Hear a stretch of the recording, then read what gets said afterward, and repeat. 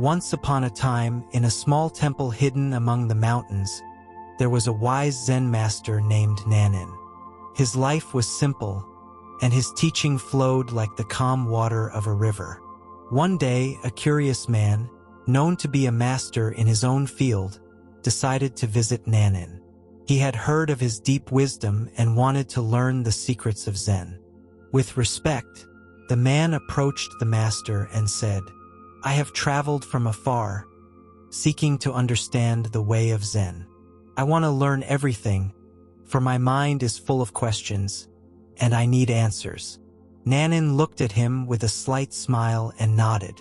He didn't offer immediate words but invited him to sit beside him. The man, eager, accepted the invitation. Then, Nan-nin began preparing a teapot of tea. The water gently boiled, and the delicate aroma filled the air. The master calmly poured the tea into a cup as the man watched attentively. Suddenly, Nan-nin continued pouring the tea without stopping, even though the cup was already full. The liquid began to overflow, flowing over the edges, spilling onto the table. The man, surprised, couldn't help but exclaim, "It's spilling! Can't you see? The cup is full." Nan-nin stopped pouring the tea and, with a calm gaze, looked up at the man. Without hurry, he said, "Like this cup, your mind is full of your own opinions, beliefs, and judgments.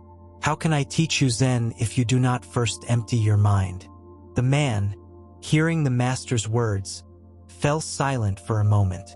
The image of the overflowing cup remained in his mind, like an echo that couldn't stop resonating. Inside him, the questions and answers accumulated, but he couldn't find clarity. He looked at Nan-nin with a mix of confusion and curiosity. "How do I empty my mind?" he finally asked, his voice filled with uncertainty. "I have come seeking answers, and now you tell me I must empty everything I know?" Nan-nin observed him deeply, as if looking beyond the words. Then, with a serenity that seemed to arise from the very heart of the mountain, he spoke. "You have come seeking something, but you have not yet made space for what you truly need. The mind full of thoughts cannot see the truth. It is like trying to see the reflection of the moon in turbulent water. Only when the water calms, the reflection appears. And in the same way, only when your mind quiets, can you see what is in front of you."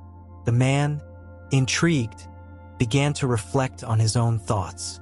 He had spent his life seeking answers, accumulating knowledge and theories, always searching for something more. Now, in front of Nan-nin, he felt as if all that had no value, as if the answers he had acquired had only created more questions. Nan-nin, noticing the stillness on his face, continued, "Your mind, full of worries and judgments, is like this cup. When the tea is already served, what else is there to add? Only more spills which are of no use. Emptying your mind is the first step to experiencing true Zen." The man thought about this deeply. He had many questions, but now he understood that it was not answers he needed, but the emptiness that would allow the truth to manifest on its own. After a long moment of silence, the man asked again, "And how can I empty my mind, master?" Nan-nin, smiling softly, motioned for him to follow. "Come," he said, "and you will see." The man stood up, feeling a slight mix of bewilderment and expectation. Following Nan-nin, he walked with him through the small temple garden, where the stones, plants, and the sound of the wind seemed to breathe in harmony. Each step seemed to distance him from his thoughts, as if nature itself was clearing his mind. Nan-nin led him to a tranquil pond, surrounded by trees whose leaves shone in the sun. The water, so serene and clear, perfectly reflected the blue sky and distant mountains. There was no trace of disturbance on the surface, only a profound calm, almost tangible. The Zen master stopped beside the pond and pointed to the water. "Look at this pond," said Nan-nin. "The water is calm, without any interruption. Only then can you see the reflection of nature as it is. If you were to throw a stone into the water, its surface would ripple, and the reflection would be lost in the chaos. Your mind is the same.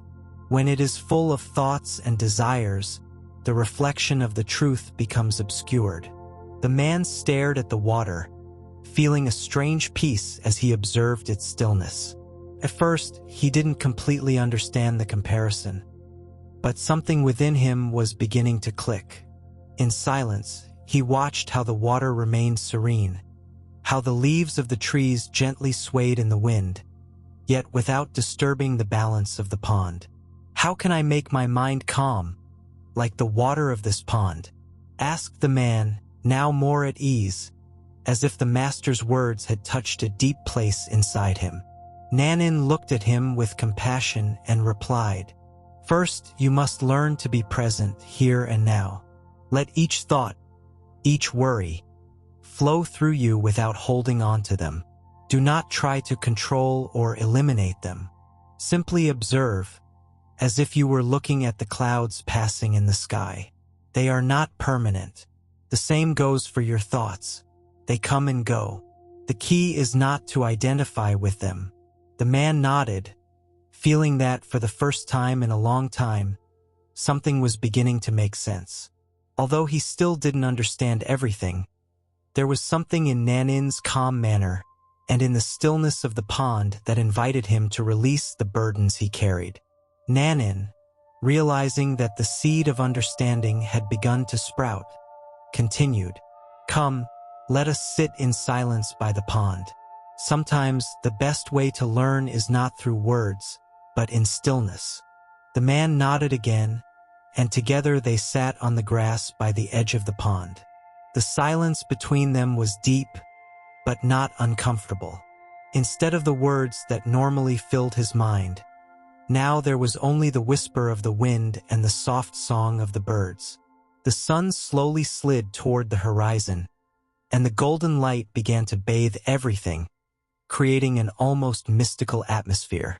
As they sat there, the man noticed how his mind, which once seemed like a whirlwind of thoughts, began to calm.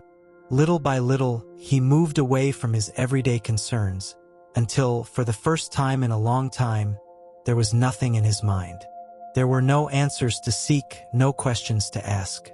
He was just there, in that moment, breathing and observing. Several minutes passed in silence, and Nan-nin didn't say a single word. The man, immersed in this unexpected peace, couldn't help but feel a sense of openness, as if he had been given a breath after years of being trapped in his own mind. Finally, the man broke the silence, but this time his words were different. "I think I understand," he said slowly, as if each word came from a deep place within him. "It's not about filling the mind with more knowledge, nor about seeking external answers. It's about being present, observing without holding on to anything. The truth is not in what I know, but in what I'm able to let go." Nan-nin smiled, and his eyes sparkled with satisfaction. There was no need to teach more at that moment. The man had already taken the first step toward understanding, and that first step was the most important. "Yes, exactly," said Nan-nin, his voice soft as the wind that caressed the leaves. "The truth is in the here and now. Zen is not found in words, nor in concepts. It is found in the direct experience of life, just as it is." The man, with a slight smile, looked at the pond once more. The water now seemed clearer than ever, and not just the water, but everything around him. The world seemed more alive, more present, as if, by emptying his mind, he could see everything in a fresh way, without the barriers of his own judgment. Nan-nin, feeling that the man had begun to grasp the essential, slowly stood up and said, "Come, let's walk a bit." Zen is not only in the stillness of the pond. It is in every step, in every movement.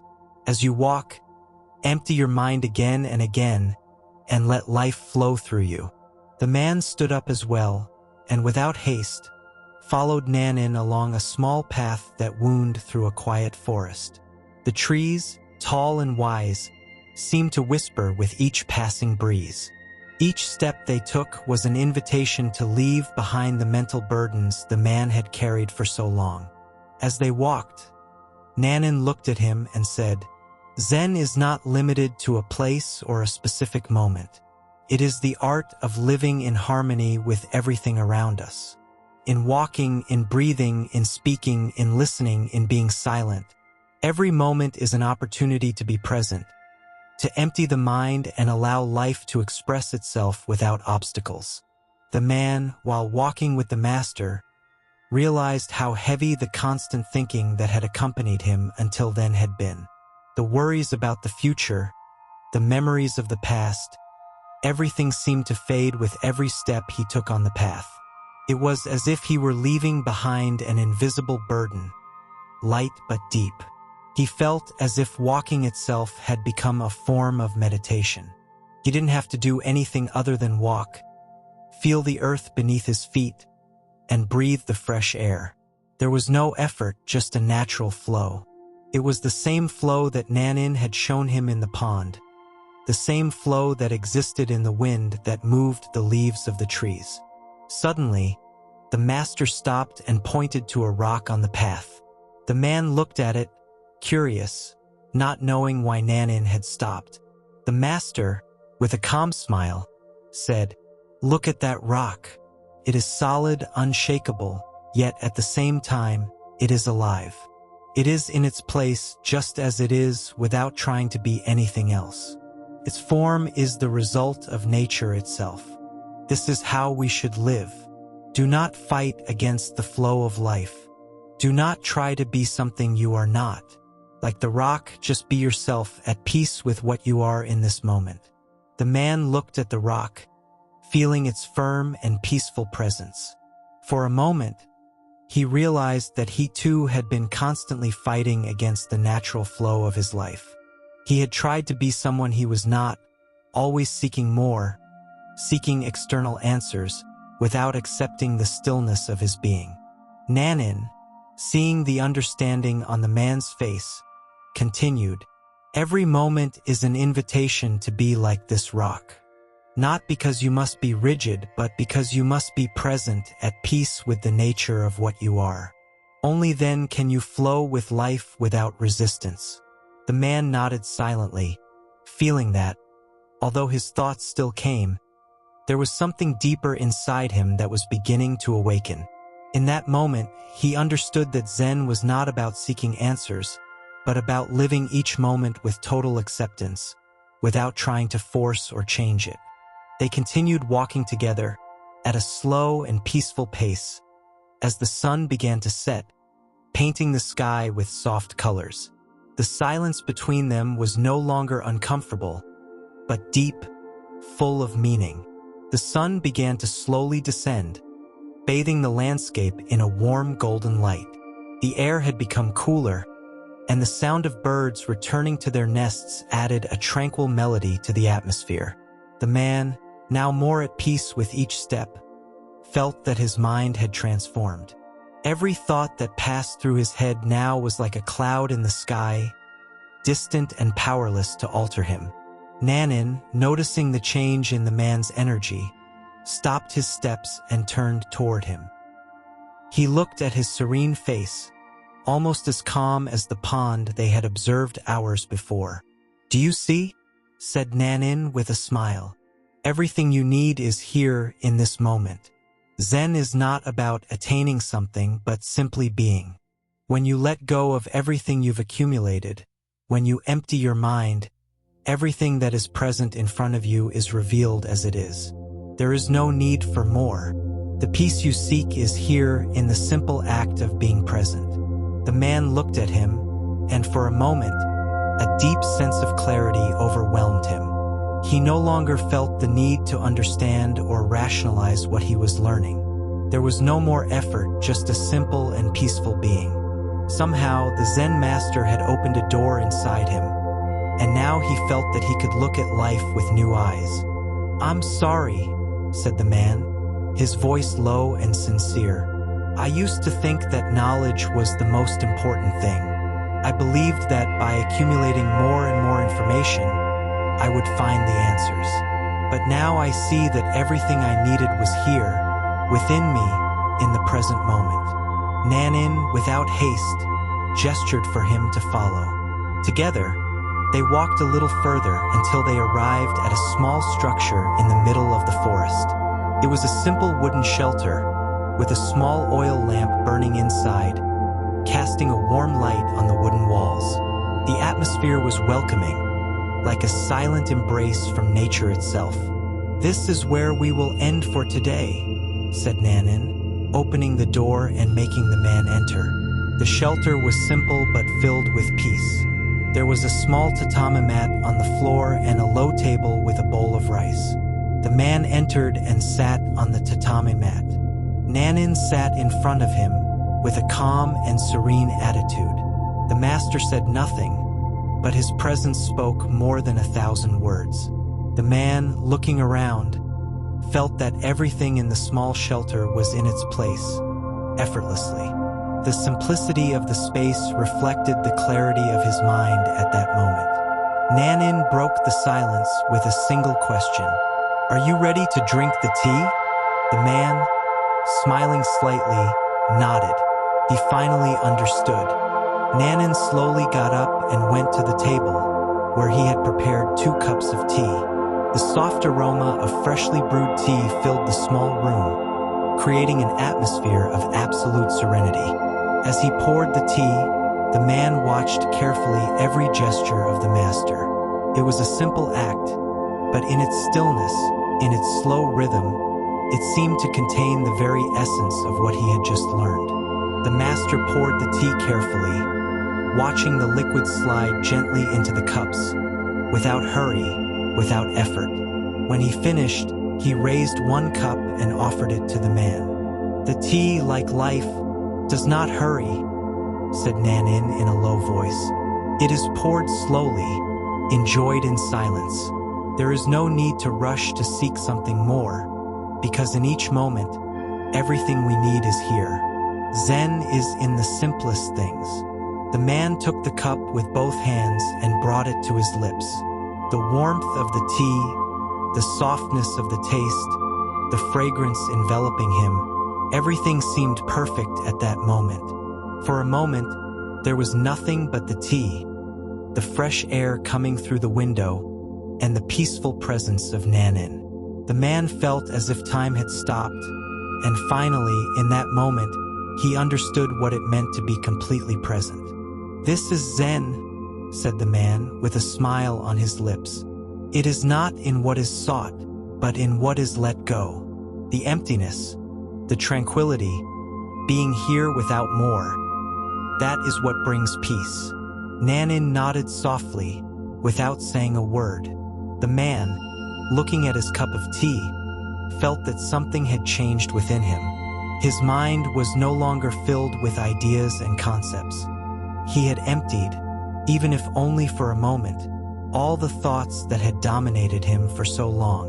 And in that emptiness, he found peace. They both remained silent, enjoying the tea, as if words were no longer necessary. The soft sound of the oil lamp, the murmur of the wind outside, and the gentle clink of the cup as it was moved by the hands, everything was part of the same deep calm that now filled the shelter. After a long silence, the man looked at Nan-nin with gratitude.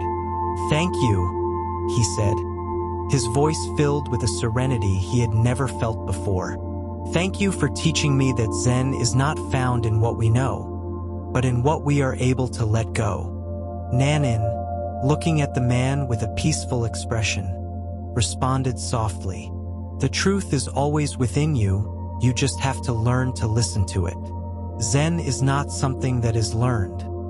It is something that is lived. And each day, each moment, gives you the opportunity to live it more fully." They both remained silent, not due to a lack of words, but because there was no need to speak anymore. The man had begun to understand, and in that understanding, the master had nothing more to teach. The night slowly advanced, and the cool air from outside began to chill. But inside the shelter, the man felt warm, as if the tea had not only warmed his body but also his soul. "Always remember this," said Nan-nin as he got up. "Zen is in the present, in each action, in each breath. Do not look beyond what you have here. Everything you need is already within your reach." The man nodded, knowing that Nan-nin's words would stay with him for the rest of his life. And though he knew the path of Zen was long and full of lessons, he understood that, for the first time, his mind was ready to walk it. Free from burdens, free from haste, willing to accept whatever life offered him in its exact moment. Nan-nin, with a tranquil gaze, watched him one last time before leaving the shelter, leaving the man in his deep reflection. The man, now completely at peace, closed his eyes for a moment, listening to the sound of the wind among the trees and the gentle whisper of his own breath. And there, in that simple shelter, he found Zen. The night continued to progress, and the shelter filled with a deep silence, as if everything in the universe were in harmony. The man stayed there, alone, but he did not feel lonely. The calm he had experienced with Nan-nin continued to vibrate in his heart, and each time he closed his eyes, he felt that the world around him was clearer, more alive, more complete. The sound of the breath, the soft creaking of the shelter's wood, the breeze coming through the window, everything was connected in a dance of simplicity. As the light from the lamp faded, the man slowly got up, without hurry. He walked toward the window and looked outside, toward the mountains rising in the distance, wrapped in the nocturnal darkness. The view was serene, almost ethereal, as if the mountains were part of his own being. And for a moment, he realized something profound. The mountains were not trying to be something they were not. They simply were. Their presence was their teaching. The man remembered what Nan-nin had said about the rock.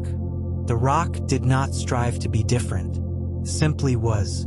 And in the same way, he too had to learn to just be without more, without fighting, without pursuing, simply accepting what he already was. He took a deep breath, and for the first time, he did not feel that he needed to do anything more, to change anything. There was no future to seek, no past to escape. There was only the present moment, here and now. In that moment, he understood that Zen was not in a destination, but in the journey itself, in each step he took, in each breath he took. The oil lamp began to flicker, announcing that its light would soon fade. The man sat back down on the tatami, crossed his legs, and closed his eyes. Without any thoughts to disturb him, he began to breathe deeply, feeling his being relax even further with each inhalation and exhalation.